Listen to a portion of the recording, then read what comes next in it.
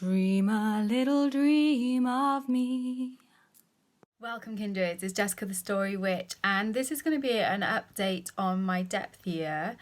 I can't remember exactly when I posted that first depth year video, but I think it was like November last year when I hadn't quite kind of nailed down exactly what I was going to be doing for my depth year, and I was just kind of sharing the idea, and since then it's just snowballed, and it's so cool to see. It was obviously something in the zeitgeist. Everyone was feeling a similar way, and yeah, it's just been so cool, and I feel it's great because now we can support each other in this journey. And obviously not everybody is doing a depth year. Some people are doing width years, which I think that was actually something that I made up. I don't think that's actually a thing, but now it is a thing, and that's really cool. So some people are doing width years, and some people are not doing either depth years or width years, but just having that conversation about depth and what it means I found it really affirming, and I'm feeling really, really excited and nourished by it, even though in some ways it is hard. And I think the Facebook group has been a great part of that as well, even though part of my depth year, and I'll talk a bit more about the kind of details of what I'm doing in my depth year in a little bit, but I just kind of want to talk about it a little bit more generally first of all. In the Facebook group, people have been kind of supporting and sharing about their particular depth year goals, and it's brought up some kind of shadowy stuff for people and some kind of deep revelations for people already, even though we are only very early on in the year. I have been watching as many of the depth year videos as I have been able to. Part of my depth year has been kind of pulling back a little bit from kind of consuming content, and I've been focusing more on creating content. So not necessarily here for my channel, but I've got a book of poems that I really need to get out into the world, and so I'm trying to kind of finalise them and get them into publishable. Well, they've already been edited and everything, but it's kind of formatting now really and getting it to those final stages. So that's something I'm working on. But the balance between kind of content consumption and content creation is something that I am looking at as part of my depth year. It's been really interesting to see how different people are interpreting it in different ways. There was a little bit of a discussion, a few different discussions in the Facebook group about how whether the not buying, because a lot of people, and I know myself included, are doing kind of no buys, low buy years, or kind of minimal buying or no buying in certain categories and things like that for their depth year, because that is part of the depth year. And like when you read the article from the guy who had the idea in the first place, I'll link that article down below this video too, and also his update at the end of his depth year, which I hadn't read that until a little bit later on after I published the first video. So that's really interesting to look at as well, what he felt he got out of his depth year. So the not bringing new things in is definitely an aspect of depth year, and that is it is fundamental to it. But what I've seen and what people are kind of slightly disagreeing on in the Facebook group, not at all in an unsupportive way, I don't think. It's like it was a discussion, but not an unhealthy discussion, just something that showed that some people are focusing in different areas and other people are focusing in other areas. For me, that no bringing things in is not like the focus. The whole point of kind of not bringing things in for me was so that I could create space in order to go deep with those things I already had. But for some people, their depth year is about not bringing things in, and it's because they realise they're kind of overwhelmed with stuff, and they're almost going to kind of clear out. And it's funny how with the timing of things as well, with the whole kind of KonMari. I'd read a book a couple of years ago, I think now, and now with the series it's all kind of kicked off again, and people are kind of KonMariing their homes and decluttering and stuff like that as well, which I think is really cool. But I think it's possible to, you can have a no buy without having depth. And so I think it's the kind of integration of those two things which is what creates a depth year. And I suppose you could have a depth year while still buying, but that kind of also defeats the object of it. The whole point is that you're not supposed to be bringing in new and shiny things unless, I suppose, they're in different categories and stuff like that. And you can replenish supplies of things you need. So like the guy, when he talked about it originally, he was on about like using his guitar. Well, presumably if he broke a string, he would buy a new string for the guitar, because you're not going to get very far in your depth practice of playing the guitar if you have only got 5 strings. So you can replenish things, but the idea is to go deep. That's why it's a depth year.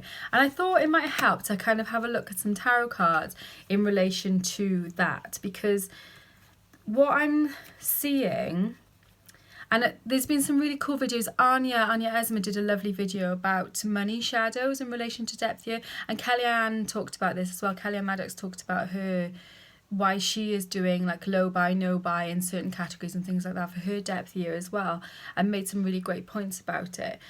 Because but some people are feeling a bit threatened by that, a bit like they feel like it's not self-loving to be depriving themselves of buying things. And my feelings on that are that obviously if you feel that way, then just examine that, sit with that, and kind of see why are you feeling like that.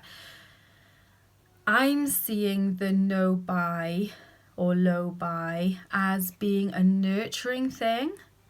I'm seeing it as allowing me to kind of stop force feeding myself with stuff.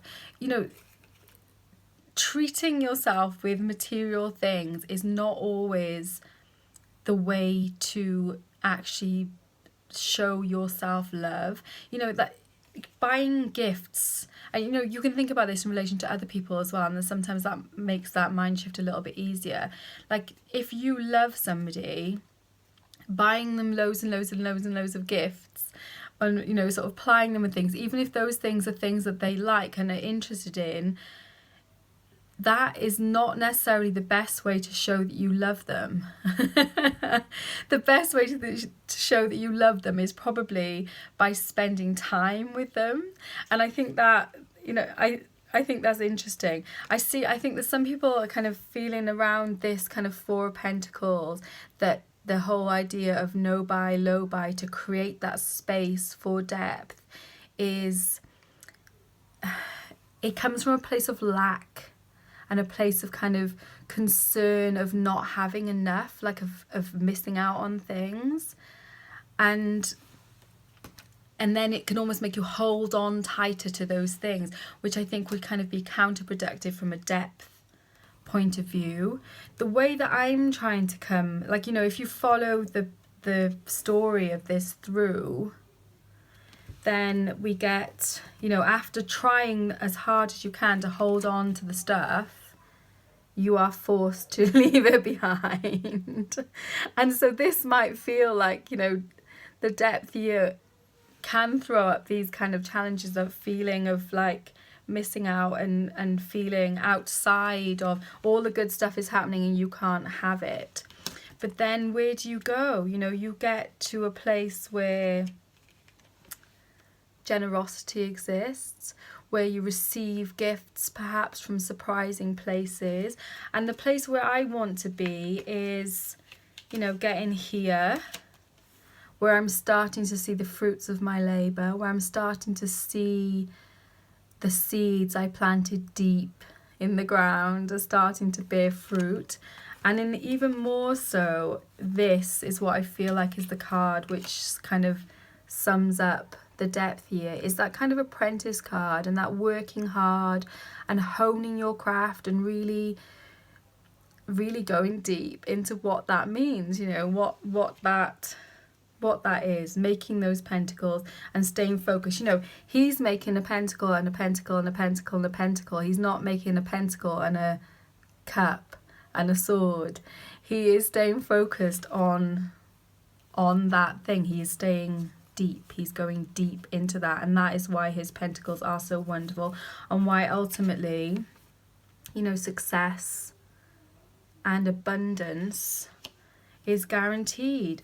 And so it might seem like kind of neons, but I do feel like that idea of, if you're coming from a space of lack, then it can feel like self-deprivation and unkindness to self, and that probably is not a nice thing, not a healthy way of looking at it. It could be healthy, because it could be throwing that up, and that was something that Anya talked about, is that she had a problem with like not buying things, and some people also have, some people have that issue. I've definitely had that issue in certain categories of things, that I, just because of childhood conditioning and things like that, we weren't supposed to buy certain things because they were seen as frivolous, whereas other things, like, I don't have problems spending on learning type stuff, because as a child my family did value that, and so that's not seen as kind of squandering money, whereas like buying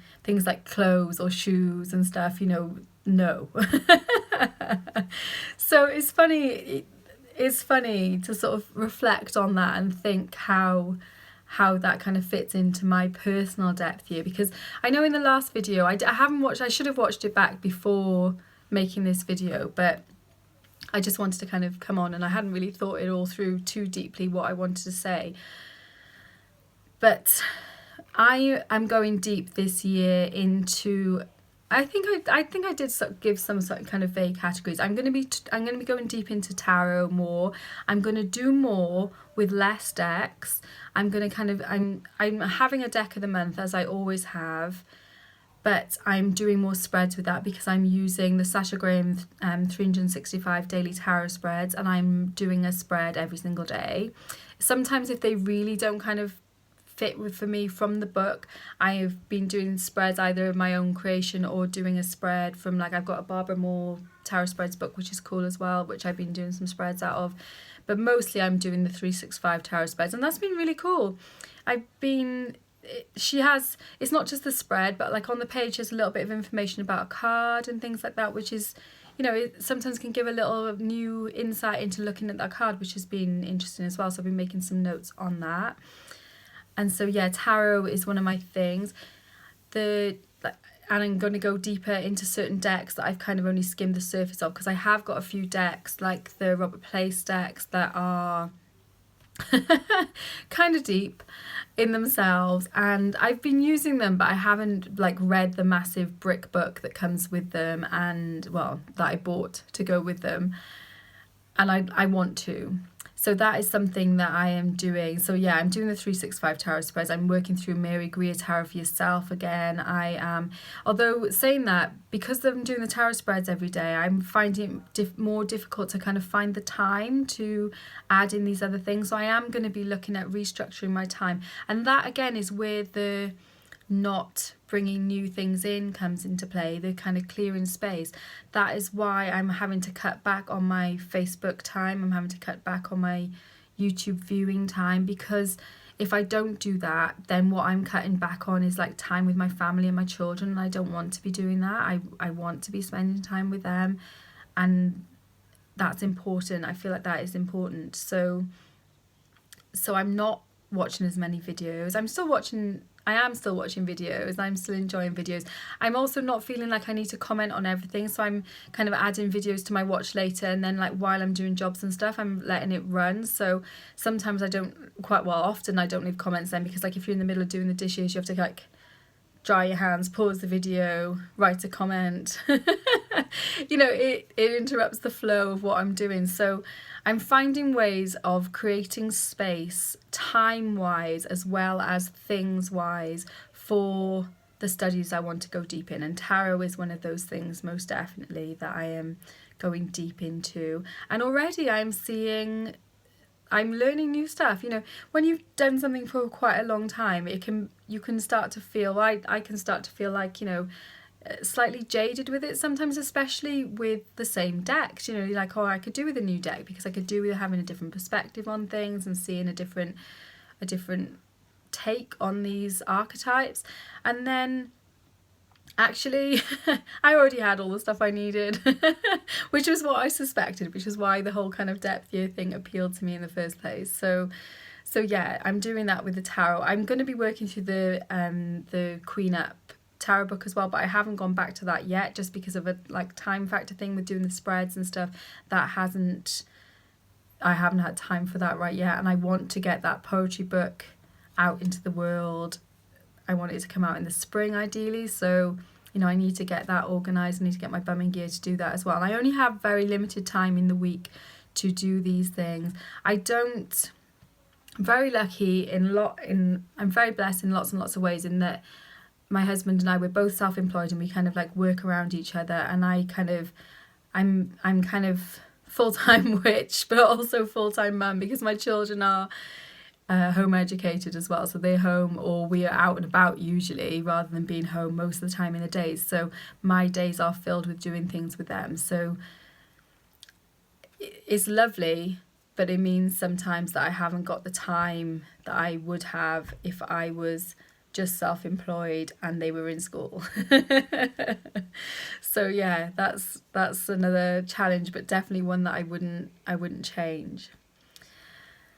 So yeah, what else? Oh, the no buy, low buy thing. Well, that is playing its part as well, definitely. I think I mentioned in the other video that we, as a family, we are looking at kind of reducing our waste and, well, reducing our buying, because obviously that is one of the first things you need to look at when you're reducing your waste. And we are trying to move towards, I was going to say zero waste, but like there's a lot of kind of backlash on that term now, and I think rightly so. Really, zero waste was a term that was created to apply to like manufacturers. Really, it was never supposed to be like individual people living zero waste lifestyles. So it doesn't quite add up, but it's like that kind of minimal footprint thing, that is what we are aiming for. So we haven't quite got, our jar for the year of waste. We're not there yet, but we are definitely making steps towards that, which is really cool. So we're looking at the things we buy and trying to shift. So like, obviously with the kids, I'm not gonna be like, you can't have this, you can't have that, because that's just miserable for them. They're not on a depth year, they're still children. I think as children, width is the way to go. Although kind of naturally, like my son is naturally one to go more deep with things, which is interesting to see as well. So yeah, I'm not going to say like you can't have this toy for your birthday because it's made out of plastic or something like that. I don't feel like that is where we are right now. So instead, we're kind of looking at ways that we can get those things, like perhaps buying secondhand and things like that, so we're reducing our impact without reducing our pleasure. And I feel like that's kind of a good sum up really for depth year in general, is that you are reducing your consumption but without reducing your pleasure. In fact, it's kind of inverse. So we're increasing our pleasure and increasing our output whilst reducing our consumption. It's been lovely to see as well, quite a few people are concentrating on themselves and like their body as part of their depth year, and that is something that I hadn't really thought about that too much, and it's something I'm definitely I want to get on board that as well. That's something and also in the group, like people have been saying, I've had a depth year fail and stuff like that. It's like, we're only a few weeks in, we're a month in, you can't be failing this. It's not, the only way you would fail is if you stop.